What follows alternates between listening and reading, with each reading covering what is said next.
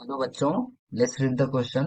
Distinguish between cubic and orthorhombic unit cell. तो इस question का की कॉन्सेप्ट क्या है? सबसे पहले यूनिट सेल क्या होता है, व्हाट इज यूनिट सेल? तो unit cell is the smallest portion, that is unit cell is the smallest portion of a lattice, smallest portion of a crystal lattice, of a crystal lattice which which when repeated in a different direction, which when repeated in a different directions generates the entire lattice.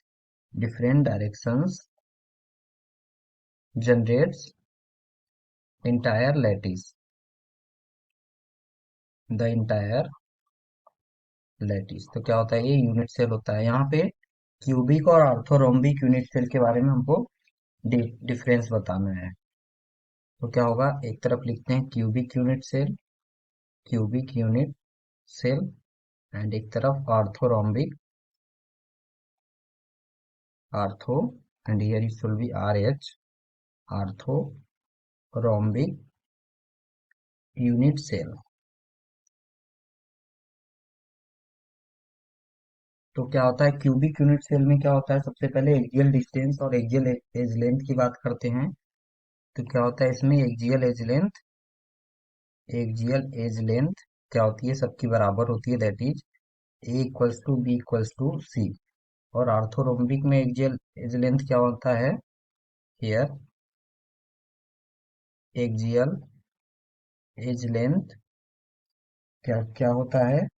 कोई भी बराबर नहीं होता है, that is A not equals to B not equals to C. दूसरा क्या हो गया parameter? Axial angles. Axial angle cubic में क्या होता है? क्यूबिक यूनिट सेल में alpha equals to beta equals to gamma equals to 90 degree. और ऑर्थोरोम्बिक में क्या होता है?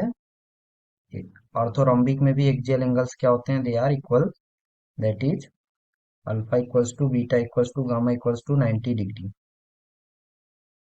और तीसरा क्या हो गया कि कौन कौन से पॉसिबल वेरिएशन हो सकते हैं क्यूबिक यूनिट सेल के? प्रिमिटिव होते हैं, primitive body centred and face centred, face centred. और इसका क्या क्या होता है possible variation orthorhombic unit cell के?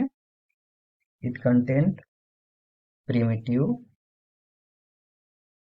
And body centre, that is BCC, face centred FCC. इसके साथ साथ इसमें क्या होता है? इन द सेंटर्ड भी होता है, that is end centred. So this is the difference between cubic and orthorhombic unit cell. Hope बच्चों आपको कॉन्सेप्ट समझ में आया होगा। Thank you and all the very best.